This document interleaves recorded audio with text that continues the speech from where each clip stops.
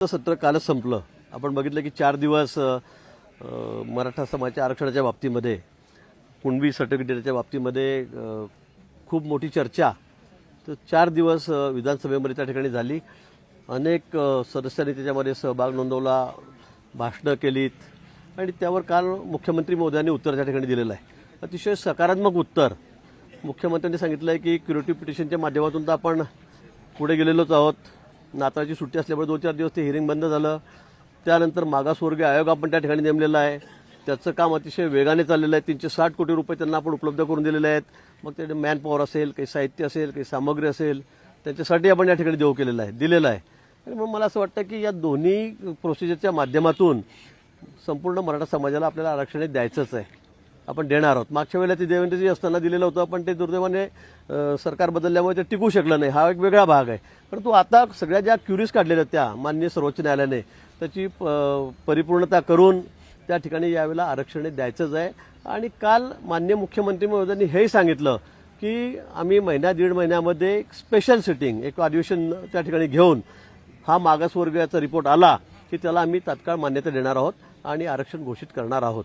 मला वाटतं सरकार अतिशय सकारात्मक आहे। मुख्यमंत्री महोदय असतील, उपमुख्यमंत्री महोदय, संपूर्ण शासनाची भूमिका ही अतिशय पॉझिटिव्ह आहे। अतिशय अंतिम टप्प्यामध्ये आता हे आरक्षण आलेलं आहे आणि म्हणून आम्ही जरांगे पाटील साहेबांना पुन्हा विनंती करायला, या ठिकाणी आमचे सहकारी मित्र उदयजी सामंत आहेत, भुमरे साहेब या ठिकाणी आहेत, आम्ही या ठिकाणी मुद्दामून या ठिकाणी आलेलो आहोत। बाबा आता 24 तारीख अल्टिमेटम हे आपण न करता आरक्षण अतिशय आता जवळ आलेलं आहे, आपल्या पारड्यात ते पडणार आहे आणि म्हणून त्यांना विनंती करायला मी या ठिकाणी आलेलो आहोत। पण तो गेल्यावेळी उपोषणाला बसले असताना आमचे सहकारी मित्र, 2 न्यायाधीश, माजी न्यायाधीश हे या ठिकाणी आलेले होते आणि त्यांनी काही लिखित स्वरूपामध्ये त्यांच्याशी ते बोलणं झाल्यानंतर त्यांनी लेखी केलेलं होतं आणि त्याच्यामध्ये आरक्षण देताना, म्हणजे आता आम्ही या नोंदी काढतो आहोत, पण हे नोंदी काढत असताना ज्याचं नाव निघालं त्याचे रक्तमासातले नातेवाईक, रक्तमासातले म्हणजे आपल्याकडे हा नियमच आहे, हा कायदा आहे, हा देशभर आहे की मी आणि माझी पत्नी जर असेल तर पत्नी ही त्यात गृहीत धरली जाते, म्हणजे तिच्या नावाने ओबीसी सर्टिफिकेट मिळत नाही। मी ओबीसी असेल तर मग माझा मुलगा आहे, मुलगी आहे, भाऊ आहे, काका आहे, चुलते आहेत, म्हणजे त्यांना ते सर्टिफिकेट मिळू शकतं। पण माझी पत्नी आहे, पत्नीचे मुलं मुली, तिचा भाऊ, म्हणजे यांना ते सर्टिफिकेट लागू होत नाही, ते मिळत नाही। पण यात मागच्या वेळी जे बोलणं झालं जरांगे पाटील साहेबांबरोबर, तर त्यात असं लिहिलं की सोयरे संबंध, सगळे सोयरे हा शब्द त्यात टाकला गेलेला आहे। जरांगे पाटील म्हणतात की सोयरे म्हणजे काय, सोयरे म्हणजे आपले व्यायदोही, हा शब्दशः अर्थ त्यांनी घेतलेला आहे, पण तो नियमामध्ये कुठे बसत नाही। आतापर्यंत सुप्रीम कोर्टाचे अनेक निर्णय त्या संदर्भामध्ये झालेले आहेत, अनेक लोक कोर्टामध्ये गेलेले होते, सर्वोच्च न्यायालयाने ते सगळं फेटाळलेलं आहे की मुलीकडचं आरक्षण तुमचं गृहीत धरलं जात नाही आणि म्हणून वडिलांकडचं, म्हणजे वडील असतील, म्हणजे माणूस असेल तर त्याचंच रक्तवंशाळीतले जे खालचे नातेवाईक आहेत त्याचे सगळे संबंध आहेत, सगळे संबंध म्हणजे रक्तातले जे आहेत त्यांनाच ते सर्टिफिकेट मिळतं। आणि म्हणून या गोष्टीवर थोडा आमचा टाय झालेला आहे की सगळे सोयरे म्हणजे मुलीकडच्या नाही, म्हणजे मला दिलं तर माझ्या पत्नीलाही द्या, तिच्या भावालाही द्या, तिच्या वडिलांनाही द्या।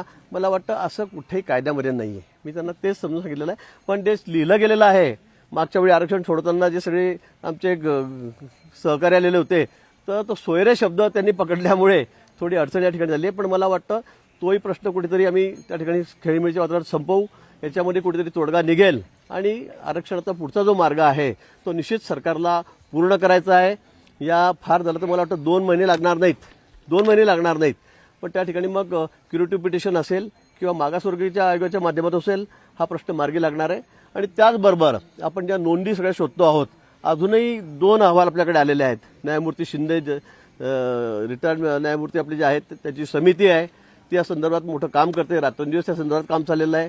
अजूनही आपण कुणबी दाखले त्या ठिकाणी शोधतो आहोत, पण जे दाखले सापडतील, मग तो माणूस असेल तर त्याच्या सगळ्या घरच्या लोकांना म्हणजे त्याच्या मुलाला, पुतण्याला, काकांना, चुलत्यांना ते लागू होणार आहेत, ते आपण त्या ठिकाणी देणारच आहोत।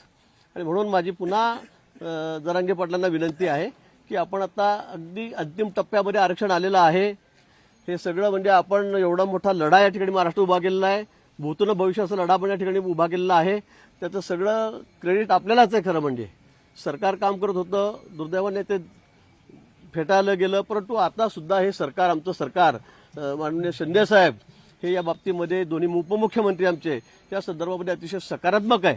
कुठल्याही परिस्थितीमध्ये आम्हाला या ठिकाणी आरक्षण द्यायचं आहे आणि हे असं स्पष्ट केलं की ओबीसीच्या आरक्षणाला कुठे धक्का न लागू देता हे आरक्षण आम्हाला द्यायचं आहे आणि म्हणून आपण आम्हाला सहकार्य करावं एवढी विनंती करायला आम्ही या ठिकाणी आलेलो आहोत. कालच मुख्यमंत्री महोदय, दोन्ही उपमुख्यमंत्री महोदय यांच्याशी चर्चा झाली आणि आम्हाला तिघा चौघांना चिवटे पण या ठिकाणी आम्हाला सर्वांना या ठिकाणी पाठवलेलं आहे. भाऊ, आज जरी चर्चा सफल झाली नसली तरी 24 तारखेपर्यंत वेळ कायम आहे, त्याच्यात 1 तासही कमी करणार नाही. आणखी बैठका होतील, आणखी संवाद होईल. मला वाटतं की चर्चेतून मार्ग निघत असतो. मी मागे आपल्याला म्हणालो की असं काही असं चर्चा जर सुरू असली, चर्चेत दार उघडे असले तर मार्ग हा निघतच असतो. इथे कुठेही ते थांबत नाही आणि म्हणून मला वाटतं की या विषयावर आम्ही त्यांच्याशी चर्चा केलेली आहे, त्यांच्याशी सविस्तर बोललेलो आहोत. कारण देशामध्ये असा नियम नाही की नवरा बायको असेल तर बायकोला त्यात गृहीत धरावं नवऱ्याच्या सर्टिफिकेटवर किंवा तिच्या भावाला असेल, तिच्या भाच्यांना असेल, तिच्या आईवडिलांना ते सर्टिफिकेट द्यावं असं कुठेही कायद्यामध्ये नाही आहे. हे सगळं मी कायद्याचं सगळं ते जे आहे लिखित तेच त्या ठिकाणी आणलेलं आहे. पण आमच्याकडून जे लिहून दिलं गेलेलं आहे त्यावेळेला सोयरे हा शब्द त्याच्यामध्ये आला आणि त्यामुळे सोयरे म्हणजे कोण तर आपले व्याई आणि या शब्दावर थोडी गाडी आमची अडलेली आहे. पण ते कायद्यात कुठे बसत नाही. ते लिहिलं गेलं असेल पण ते कायद्यामध्ये कुठे कदापि बसत नाही. मी ही भूमिका, आमची स्पष्ट भूमिका जरांगे पाटलांनी सांगितलेली आहे. मला वाटतं ते यावर सकारात्मक विचार करतील आणि या सगळ्या प्रश्नामधून मार्ग निघेल. पाटील म्हणतात की माझी चूक काही नाहीये याच्यामध्ये, ते खरं आहे? नाही, चूक नाही. याच्यामध्ये सोयरा शब्द लिहिला गेलेला आहे. आता सोयरा शब्दाचा अर्थ ते घेत आहेत की बाबा सोयरा म्हणजे काय. आता दिवशी लिहिताना आपल्या लोकांनी रक्त नात्यातले जे असतील ते सगळे सोयरे. आता रक्त नात्यातले त्यात म्हटलेलं आहे पण मग सोयरे रक्त नात्यात येत नाही हा त्यातला एक विषय. मग त्यांच्या जागी त्यांचं म्हणणं बरोबर आहे, आमच्या जागी आमचं म्हणणं बरोबर आहे. रक्ता नात्यातले सगळे सोयरे. आता सोयऱ्यामध्ये आपलं आहे, माझं आहे म्हणून माझ्या मुलाच्या सासऱ्याला द्यावं किंवा मुलीच्या सासऱ्याला द्यावं किंवा तिच्या भावाला द्यावं असं कुठेही होत नाही. आणि म्हणून असं जर केलं तर मग आणि सगळ्या समाजासाठी आहे. एका समाजासाठी या जी आरमध्ये याच्यामध्ये अनुसूचित जाती जमाती, एसटी, एनटी, व्हीजेएनटी सगळ्यांना आहे. इतर मागासवर्गीय समाजात जेवढ्या जाती आहेत राज्यामध्ये देशात त्या सगळ्यांना हे लागू आहे की महिलेकडे हे आरक्षण जात नाही. मला आठवतं विमलजी मुंदडा आमच्या स्वर्गीय विमलताई होत्या, त्यांची केस खूप दिवस सुप्रीम कोर्टामध्ये चालली, अनेक तज्ज्ञ त्याच्यावर लढले पण त्यांना ते लागू झाले. त्यांच्या मुलाचं म्हणणं माझी आई ही मागासवर्गीय आहे, तिने इंटरकास्ट केलं, त्या मुंदडा झाल्यात म्हणजे मारवाडी समाज, पण त्यांचं ओरिजिनल सर्टिफिकेट त्यांचं एससीचं होतं, शेड्यूल कास्टचं होतं. त्यांच्या मुलांनी म्हटलं की ते मला लागू व्हावं पण सुप्रीम कोर्टाने ते नाकारलं आणि असं देशामध्ये अनेक उदाहरणं आहेत की ते नाकारले गेलेले आहेत. त्यामुळे सोयरा या शब्दाचा अर्थ इथे जर लावला तर मग सगळं त्यांच्या मुलीकडच्या लोकांना द्यावं लागेल. ते देणं कदापि शक्य नाही आणि हीच भूमिका मी जरांगे पाटलांसाठी सांगितलेली आहे. मला वाटतं ते यावर सकारात्मक विचार करतील.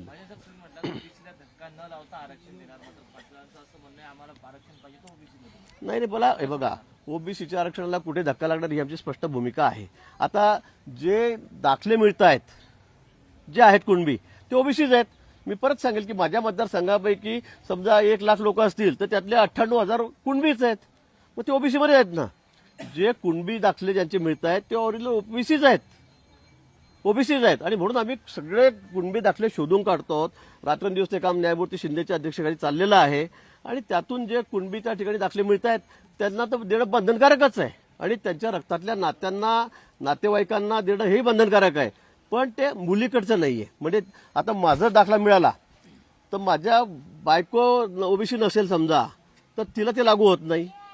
समजा तिच्या घरच्या लोकांना सुद्धा, तिचे म्हणजे मग भाऊ असतील, तिचे आई वडील असतील, तिचे भाचे असतील, त्यांना लागू करा असा अर्थ ते काढतात. पण तसं शक्य होणार नाही. सोयऱ्याचा अर्थ शब्दशः आपल्याला घेता येणार नाही आणि तो कायद्यामध्ये देशामध्ये कुठे नाही. भाऊ, याच्यामध्ये नोंदीबद्दलचा प्रश्न माझा असा आहे की नोंदी फक्त पुरुषाच्या सापडल्या तरच तुम्ही ग्राह्य धरणार, काही नोंदी महिलांच्या सुद्धा सापडल्या. हे बघा, आता मी आहे, मला 2 मुली आहेत, त्या दोघी ओबीसी आहेत, त्या ओबीसी आहेत ना. पण समजा आता महिला जी असेल तिचं जर तुम्ही म्हणाल तिच्यावरून मुलांना द्या, म्हणजे विमल मुंदडाजीचं उदाहरण मी पुन्हा तुम्हाला सांगेल की त्यांच्यावरून त्यांच्या मुलाची जात ठरत नाही. आईच्या दाखल्यावरून, आईच्या दाखल्यावरून मुलाची जात ठरत नाही, वडिलांच्या दाखल्यावरूनच ठरते. वडील आता मी समजा ओपन आहे, माझी बायको ओबीसी आहे, तर माझे मुलं ओपनच राहतील, ते ओबीसी मध्ये जाणार नाही. कारण माझं सर्टिफिकेट आहे वडिलांचं ते त्याला लागू होतं, आईचं होत नाही. हा नियम आहे, हा कायदा आहे देशात. त्यामुळे अडचण. महिलेची जर नोंद सापडली तर तिच्या वंशावळीमध्ये सुद्धा प्रमाणपत्र देण्यास नकार दिला जातो. तिच्या वंशावळीमध्ये तिच्या आई वडिलांना नाही होणार, तिच्या मुलांनाही नाही होणार. आता माझ्या मुलींना आहे तर ते आहे, पण माझ्या मुलाचं असेल तर मग तिच्या खाली रक्तदात्यातल्या सगळ्या लोकांना ते लागू होतं. 54 लाख नोंदी सापडल्या म्हणतात, त्यात नवीन नोंदी किती आणि जुन्या नोंदी किती? नाही, ती माझ्याकडे आता माहिती नाहीये, पण अजून नोंदी सापडलेल्या आहेत. 2 रिपोर्ट आपल्याला आलेले आहेत. अजून रात्रंदिवस आपण त्या शोधतो आहोत. तो अहवाल लवकरच त्या ठिकाणी अंतिम अहवाल येईल. काल मुख्यमंत्री मोदींच्या संदर्भामध्ये सांगितलं, तो अजून आम्ही अभ्यास केलेला नाही, म्हणजे मला माहिती नाही वैयक्तिक, पण या संदर्भामध्ये रात्रंदिवस आम्ही ते काम करतोय. अजूनही न्यायमूर्ती शिंदेच्या अध्यक्षाखाली ते काम दररोज चाललेलं आहे. सगळे जिल्हाधिकारी, सगळे अधिकारी, सगळे कर्मचारी हे रात्रंदिवस हे काम करतायत, अतिशय वेगाने काम करतायत. अंतिम अहवाल अजून 2 अहवाल मला येतील असं वाटतंय, मला अजून एक येईल, पुढचा एक येईल. त्या संदर्भात नक्की माहिती आपल्याला नंतर मिळेल. काही पुरातन मंदिरातल्या नोंदी असतील किंवा देवी लसीच्या नोंदी या ग्राह्य धरल्या जाणार आहे का? सगळ्या नोंदी त्याच्यामध्ये खूप, आता तर आम्ही इतक्या वाढवलेल्या आहेत, त्याच्यामध्ये सगळ्या जुन्या नव्या नोंदी, अगदी तुम्ही म्हणजे कोणी जेलमध्ये असतात त्याच्या नोंदी आहेत, शाळेमधल्या आहेत, मंदिराच्या असतील, कोण वेगवेगळ्या सगळ्या प्रकारच्या कुठली एक जरी नोंद मिळाली तरी त्याला कुणबीचा आम्ही दाखला देणार आहोत. अजून एक भाट पूर्वी यायची आहे, ते नोंद हो, हो, हो. त्यामुळे जात ती ग्राह्य धरली जाणार. ती सुद्धा ग्राह्य धरली जाईल. त्या मी सांगितलं की कुठलंही एखादं तुम्ही फक्त आणा की बुवा हे मागचं असं असं उदाहरण आहे, संपला तुमच्या इकडे सर्वस्वी, त्याच्यामध्ये त्याला सगळ्यांना देतो आहोत आणि तेच आम्ही शोधतो आहोत. आम्ही अगदी सगळे जेलमध्ये जाऊन सुद्धा सगळे पुरा आम्ही शोधतो की बाबा जे लोक जेलमध्ये त्यांचं कुठे कुणबी का जेलमध्ये टाकतं, त्याचं हे असतं, FIR मध्ये नसतं, पण जेलमध्ये माणूस गेला की ती जात टाकावी लागते. त्याच्यामुळे ते सुद्धा आम्ही शोधतो आहोत. म्हणजे सगळ्या प्रकारे येनकेन प्रकारे कुठल्याही प्रकारे खरेदी विक्रीचे व्यवहार आहेत तुमचे, काय असतील, शाळेतले दाखले असतील, कुठल्या काय जे असतील असे 35-36 प्रकार आहेत की ते सगळे आम्ही शोधून काढतो आणि त्याचे जो नोंद सापडेल कुणबी त्याला आम्ही त्या ठिकाणी दाखले देतो. त्याला दाखला दिला गेला की मग त्याचे मुलं आहेत, मुली आहेत, चुलते आहेत, त्यांना तो आधार होतो की बाबा माझ्या काकांकडे आहे, माझ्या चुलत्याकडे मला द्यावं, ते लगेच देण्याची त्या ठिकाणी प्रोसिजर, त्या ठिकाणी नियम आहे. मनोज जरांगेंनी मुख्यमंत्र्यांच्या निवेदनावर समाधान व्यक्त केलेलं आहे, सगळ्या गोष्टी अभिनंदन सुद्धा केलेलं आहे. त्यांची एक मागणी आहे की शिंदे समिती ही 24 तारखेची डेडलाईन न ठरवता त्या पुढेही तिनं काम करत राहावं, कारण त्या नोंदी अजून सापडत राहतील किल्ला कार्यकाळ. तर ही मागणी तुम्ही लगेच मान्य करू शकता? ती मान्यच आहे. ती मुख्यमंत्री मोदींनी सांगितलेलं आहे की जे शेवटच्या माणसाचा दाखला सापडेपर्यंत, म्हणजे अगदी प्रत्येक कागदपत्राची जी नोंद काय ती आम्ही तपासतो आहोत, सगळ्या प्रकारे तपासतो आहोत आणि ती जोपर्यंत शेवटचा माणूस होते तोपर्यंत ते चालूच राहणार आहे, निरंतर सुरू राहणार आहे. तुम्ही अनेक तोडगे काढलेले आहेत, 24 तारखेपर्यंत वेळ आहे, तोडगा निघेल का तुमच्या मार्फत? नाही, मला वाटतं की खरा हा विषय अतिशय महत्त्वाचा आहे, अतिशय समाजासाठी अतिशय महत्त्वाचा आहे आणि त्याच्यामुळे हा आमची अपेक्षा, इच्छा हीच आहे की हे कायमस्वरूपी टिकणारं आरक्षण मिळालं पाहिजे. आता आम्ही म्हणू चला मुलींना पण देऊन टाका, व्याज व्हायला देऊन टाका, हे टिकणार आहे का? हे कायद्याचंच कुठे नाही ना. आणि याचे अनेक दाखले मी सुप्रीम कोर्टामध्ये तुम्हाला देईल की हे कुठेच टिकलेले नाही आहेत. त्यामुळे जे टिकणारं नाही आहे ते शक्य नाही आहे, ते देता येणार नाही. त्यासाठी पण आग्रह धरू नका. मला वाटतं 1-1.5 महिन्यामध्ये सगळा हा प्रश्न निकाली लागणार आहे, आरक्षण सर्वांच्या पदरात पडणार आहे आणि म्हणून माझी पुन्हा विनंती आहे की आपण थोडा वेळ अजून द्यावा. आणि मुख्यमंत्री महोदयांनी तर शिवाजी महाराजांच्या पुतळ्यासमोर शपथ घेतलेली, एवढ्या लोकांसमोर, लाखो लोकांसमोर, लाखो म्हणजे करोडो लोक बघणार आहेत, ते रेकॉर्ड आहे सगळं. त्यामुळे हे आम्ही करणारच आहोत, पण फक्त ते आम्हाला कायद्याने टिकणारं आरक्षण द्यायचं आहे, त्यासाठी आमची सगळी धडपड आहे. नोटीस मागे घ्या असं मागणी केली आहे. नाही, निश्चित त्या संदर्भामध्ये कसं झालं, यांच्याकडून बातमी आली की सगळे मुंबईकडे चला, ट्रॅक्टरमध्ये एवढं सगळं भरून घ्या, इतकी हजाराच्या संख्येत ट्रॅक्टर काढा. तर पोलिसांना थोडी काळजी घ्यावी लागणार आहे. शेवटी एवढे ट्रॅक्टर रस्त्यावर आले, जरांगे पाटलाचा मोर्चा म्हटल्यावर तर आम्हाला थोडी काळजी घ्यावी लागेल. असं थोडंच आहे की ते 10-5 ट्रॅक्टर आले चालत चालत तर आम्ही बाजूला घेरे, असं होणार आहे का? तर त्यामुळे पोलिसांना थोडी कायदा कारण थोडी मुंबईसारख्या ठिकाणी तुम्ही म्हटलं की ते जाहीरच केलं होतं, यांनी नाही केलं, सहकार्यांनी केलं, सहभागी केलं, सोशल मीडियावरती आलं. त्यामुळे पोलिसांना थोडी काळजी घेणं आवश्यक आहे. त्यामुळे थोडेफार प्रक्रिया निरंतर आहे. जरांगे पाटलाच्या आंदोलनात आता तुम्हीच दाखवता येतं ना, आम्ही काय. सर, आपका कहना है कि ओबीसी को धक्का न लगाते हुए मराठाओं को आरक्षण देंगे, लेकिन दूसरी तरफ आप ये भी कहते हैं कि कुंभी जो है वो ओबीसी में है. तो है ना, कुणबी ओबीसी में है, जिनकी नोंद है कुणबी करके वो सब ओबीसी है. मैंने मेरे कॉन्स्टिट्यूशन से कहा कि मेरे अगर 1 लाख लोग हैं तो 90,000 लोग ये कुणबी है. आप विदर्भ में जाओगे तो वहाँ 100% लोग कुणबी है, तो ऑलरेडी ओबीसी में है, तो उनके लिए किसी की मतलब शिकायत नहीं है बाकी लोगों की. लेकिन जो सरसकट का विषय था कि सबको दे दो, इस विषय से लेके थोड़ी मतलब आपत्ति थी. तो इसीलिए अभी जो कुणबी है जिनकी नोंद पुरानी 1967 के पहले की जो है, तो वो पूरा हम लोग सर्च कर रहे हैं. आंध्रा में जाके, हैदराबाद जाके हम लोग सर्च कर रहे हैं. पूरी यंत्रणा जो है हमारी, जिला प्रशासन जो है वो इसी काम में लगा हुआ है और जिनकी नोंद कहीं ना कहीं मिलेगी उनको हम कुणबी का दाखला दे रहे हैं. आप बहुत उम्मीद से आए थे यहाँ पर कि आपकी बात बन जाएंगी, लेकिन क्या हुआ? नहीं, बिल्कुल बनेगी.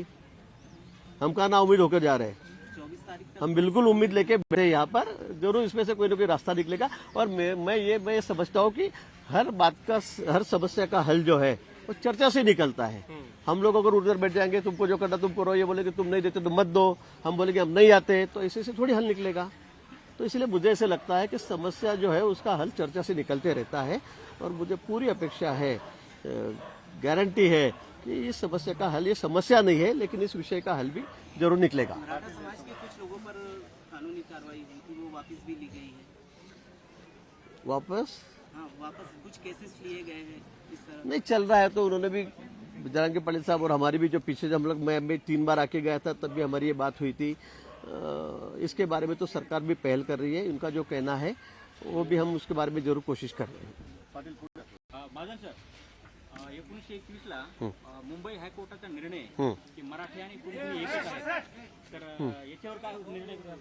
नाही, आता तसा निर्णय सगळे एकत्र असं करता येणार नाही। कायद्याने सगळ्या गोष्टी तपासल्या जात आहेत। त्याच्यामध्ये मोठमोठे न्यायमूर्ती आहेत, मोठमोठे जस्टिस आहेत, भोसले साहेब आहेत, म्हणजे अनेक लोक त्याच्यावर काम करतायत। मी काही एवढा कायदा नाही किंवा नोंद आहे तर मला माहिती तुम्ही सांगतायत ते काय तर, पण याच्यावर दिल्ली सारख्या सुप्रीम कोर्टामध्ये खूप सगळ्या देशातले सगळे तज्ज्ञ मंडळी आहेत, वकील आहेत, ॲडव्होकेट आहेत, ॲडव्होकेट जनरल आहेत, त्यांनी याच्यावर सगळे पहल करतायत। माजी न्यायाधीश आहेत 4-5, ते सुद्धा या ठिकाणी या विषयावर काम करतायत। त्यामुळे ते सांगतील या विषयावर, तसं जर असतं आणि ते होण्यासारखं सर आतापर्यंत होऊन गेलं असतं, पण काही अडचण असेल मुंबई हायकोर्टाच्या गॅजेटियरमध्ये नोंद येते. ठीक आहे, तर ते कायदेतज्ञ आहेत, ते अभ्यास करतायत। एक मिनिट हा.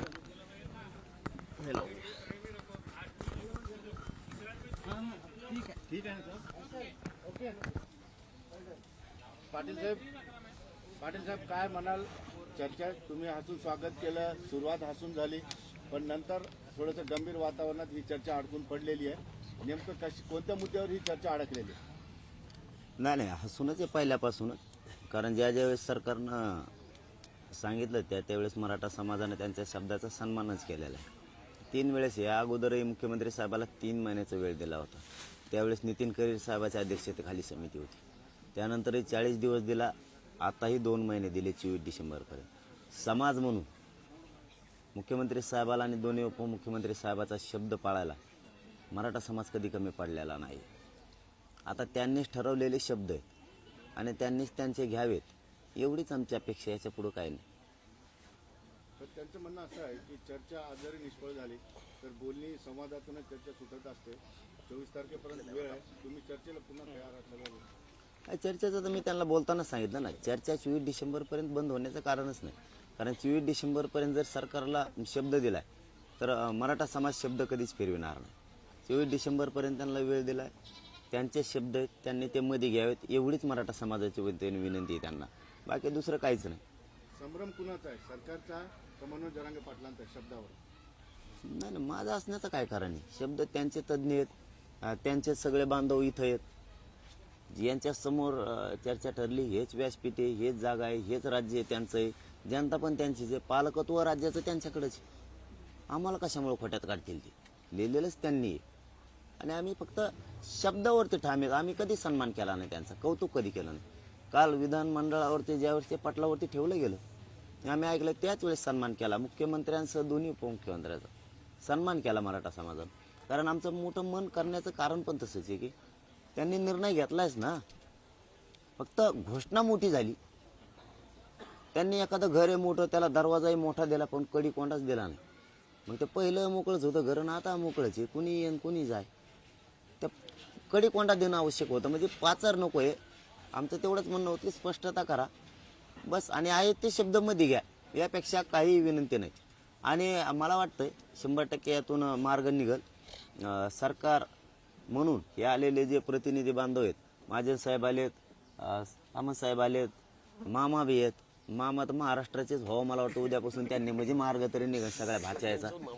हो, म्हणजे उद्या मला वाटतंय 24 पर्यंत 100% मार्ग यातून निघल, शब्द मध्ये घेतील ही मराठा समाजाला खात्री आहे। आणि एक जनता म्हणून सरकारकडं तर राज्याचं पालकत्व आहे, मराठा समाज या महाराष्ट्रातली जनता आहे आणि त्यांचे आहेत, म्हणून ते मार्ग काढतील आणि ते शब्द आत घेतील ही आम्हाला खात्री। पाटील, ते नेहमी कायद्याचा चौकट सांगतायत, की पुरुषाच्या बाजूचंच वंशावळ ग्राह्य धरली जाऊ शकते, महिलाच्या बाजूने नाही. हा कायदा आहे, हा फक्त महाराष्ट्राचा विषय नाही तर देश पातळीवर कायदा आहे. मग एकदा कायदा जर बनलेला असेल तर सरकार सुद्धा हातबल होतं की तो कायदा कसा तोडून तुमची मागणी मान्य करावी. आम्ही कायदा तोडाच म्हणत नाहीत ना, आम्ही कायद्याच्या चौकटीतच बोलतोय. कायद्याच्या चौकटीत बोलतो, नोंदी कायद्याच्या चौकटीत सापडलेल्या आहेत. कायद्याच्या चौकटीतच आम्ही बोलतोय. पण कायद्याच्या चौकटीत जे काय शब्द बसतात त्याला तज्ज्ञ आवश्यक आहेत, त्याच्यासाठी अभ्यासक आवश्यक आहेत, आणि कायदा बनवणारे मंत्री महोदय म्हणजे त्या नातीने विधानमंडळातले सदस्य असणं आवश्यक आहे. ते सगळेच इथं आहेत याच व्यासपीठावर. ती शब्द आत घालण्यासाठी याच लोकांची आवश्यकता आणि तेच इथं आहेत. नाही, ते 24ला बघूया, ते सरकारच्या हातात आहे, ते आज नाही. ते तो विषय पुढे, तर आज नाही. सरकार शब्द मध्ये घेतील या महाराष्ट्रातल्या जनतेला न्याय देण्यासाठी ही आम्हाला खात्री. एक सांगितलं आता, एक आणखीन 23ला सांगू. पण तुम्ही जो विषय नेहमी बोलता की कुणबी नोंद जर सापडली असेल तर त्याच्या नातेवाईकांना ज्यांची दप्तरी नोंद नाही किंवा नोंद कुठेही नाही, शपथपत्रावर त्या प्रमाणपत्राचं वाटप करावं असं सुद्धा तुमची मागणी आहे. ती सुद्धा त्यांनी शक्य नाही म्हणतात. ते घेतील शब्द, आणखीन विचार करतील. त्यांना काय चर्चा अभ्यासकांशी करायची असली तर करतील. शब्द मध्ये घेतील, कारण त्यांच्या तज्ज्ञानं ते शब्द घेतलेले. आम्ही आमच्यात चर्चा करतो, आम्ही पण. आपका सुबह ये भी कहना था कि सरकारी जो अधिकारी है वो जातिवाद कर रहे हैं या फिर वो जो मराठाओं के कुंभी सर्टिफिकेट के लिए काम नहीं कर रहे हैं. असे बरेचसे तालुके आहेत की त्याचे सरकारकडे रिपोर्ट गेलेले. असे भरपूर तालुके आहेत की निरंक म्हणून दिलेले अहवाल आहे आणि त्याच्यानंतर नोंदी सापडलेल्या आहेत. काही ठिकाणी हे बहुला सांगणं गरजेचं आहे आणि सगळे मंत्री महोदयांना सुद्धा, की बऱ्याचशा ठिकाणी असं झालेलं आहे की कुणबी नोंदी असतानाही नाहीत म्हणून सरकारकडं अहवाल पाठवलेले आणि त्यानंतर तिथं नोंदी सापडलेल्या. मग हे काही अधिकारी जाणून बुजून जातीवादच करते. याचा अर्थ असा आहे, सरकारमध्ये आणि जनतेमध्ये एक दरी निर्माण झाली पाहिजे. आपल्या पदाचा गैरवापर आपण केला पाहिजे आणि कशी दुही निर्माण होईल हे बघण्याचं काम होतं. आणि आम्हाला शांतता अपेक्षित आहे म्हणून आम्ही प्रत्येक वेळी शांततेचं आवाहन करतो. ते अधिकारी जाणून बुजून करतायत काही, तर मला वाटतं त्यांना कामावून जर कमी केलं तर सरकारचा त्यांच्यावरती धाक राहील आणि आपल्या दरी सुद्धा जनतेत निर्माण नाही होणार. कारण त्याचे जर तुम्ही अधिकाऱ्यांचे लाड केले तर तो असंच करत राहणार आहे आणि तुम्हाला आवश्यकता जनतेची आहे. त्यामुळे त्याचे लाड होऊ नयेत अशी आमची अपेक्षा आहे. आणि ते मार्ग तर सुटलाच पाहिजे. नायगाव असेल, असे बरेच तालुके आहेत की गेवराई तालुक्यात सुद्धा अगोदर निरंक म्हणूनच दिलेला आहे. हे आपल्या शेजारच्या तालुक्यात आता तिथं 66 पैकी 64 गावात नोंदी सापडल्या आणि त्यांनी अगोदर निरंक म्हणून दिलेला आहे. म्हणजे ही किती जातीवाद असू शकतो. आणि अधिकाऱ्यांच्या मनात तर हे नसलं पाहिजे, कारण त्याच्याकडे मार्गदर्शकाची भूमिका असती. त्यांनी जात म्हणून पदावर काम नाही करायला पाहिजे कधीच. पण त्यांच्याकडून जर ह्या गोष्टी होत असतील तर याच्यावर सरकारनं लक्ष ठेवलं पाहिजे. आणि जे आता काय नोटिसा सोडल्यात त्यांनी खूप संभ्रम व्हायला लागलाय. म्हणजे कमी होण्याऐवजी रोष वाढायला लागलाय. मला वाटतं त्या जर वापस झाल्या, कारण ते शांततेचे कार्यक्रम आहेत तेवढे. बीडचा आता होणारी 23ची सभा ही शांततेचा कार्यक्रम आहे. त्या जर तुम्ही त्यांना नोटीस देणार असाल तर हे मोठं अवघड झालं. म्हणजे याचा अर्थ असा होतो मग की या लोकशाहीत तुम्हाला अधिकार नाही आहे शांततेत कार्यक्रम घेण्याचे. तुम्ही एकत्र येऊन एखादी मागणी मागण्याचे तुम्हाला अधिकार नाही आहेत.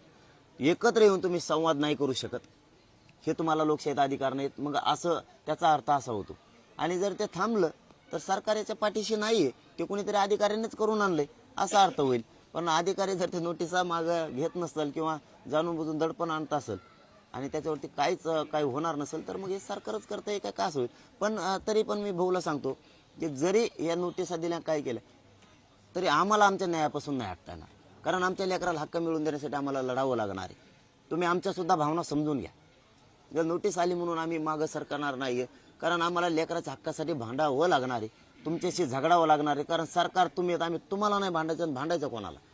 मग नोटिसा दिल्या म्हणून आम्ही थांबणार नाहीये आणि हे आमच्याकडून कदापि शक्य नाही. गिरीश भाऊ, तुम्हाला बोलायचं खरं म्हणजे रागे पाटील जे म्हणतायत किंवा नोटिसा दिल्या वगैरे असेल, दिले असतील, मी नाही म्हणणार नाही. पण आपण बघितलं की खरं म्हणजे आतापर्यंत जरांगे पाटीलच्या एवढ्या सभा झाल्या, लाखोच्या सभा झाल्या, इतकी सभा तर रेकॉर्ड ब्रेक झाली. पण त्यावेळेला पोलिसांनी सहकार्य केलेलंच आहे. असं कधी झालं नाही की कोणाला अडवलं का कोणाला थांबवलं का विनाकारण त्रास दिला का वाहनांवर कुठे काही तक्रारी दाखल केल्यात का काही, असं कुठेही झालेलं नाही. बीडच्या बाबतीत मला जे असं वाटतं की ज्यावेळेला मागच्या वेळेला जो प्रकार झाला बीड ज्याच्यामध्ये की माजलगावला बीडला त्याची थोडीशी काळजी, कारण शेवटी सरकारचं हे कर्तव्य की प्रत्येक माणसाच्या जीवाची त्याने संरक्षण करण्याची हमी सरकारची असते. आणि म्हणून मला असं वाटतं की त्या बेसिसवर ज्या घटना घडल्या त्या बेसिसवर एखाद्या वेळेला नोटीस काही लोकांना दिल्या गेल्या असतील प्रिकॉशन म्हणून, ते आपण प्रत्येक उत्सवालाही देतो, सणालाही देतो, त्या बाबतीत ते दिल्या गेल्या असतील. पण त्यावरही आम्ही निश्चित विचार करू.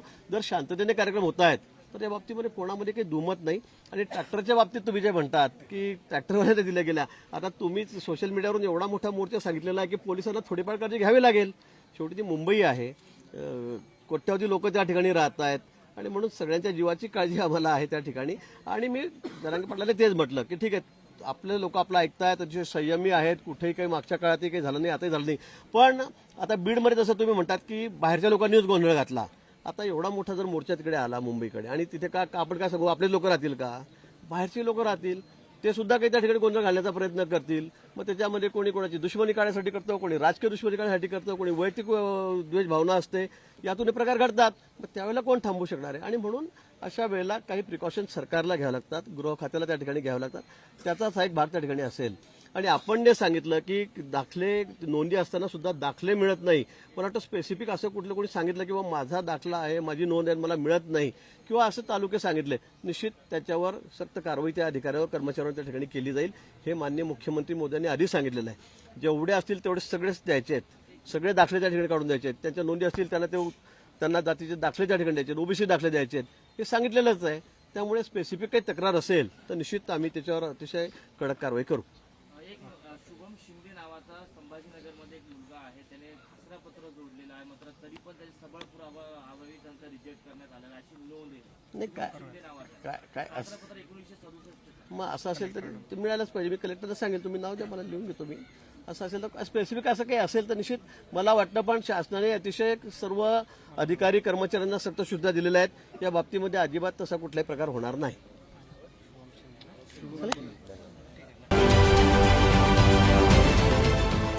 देश विदेशातील प्रत्येक घडामोडींचे लाईव्ह अपडेट मिळवण्यासाठी आता साम टीव्हीच्या सर्व सोशल मीडिया प्लॅटफॉर्मला लाईक, फॉलो आणि सबस्क्राईब करा.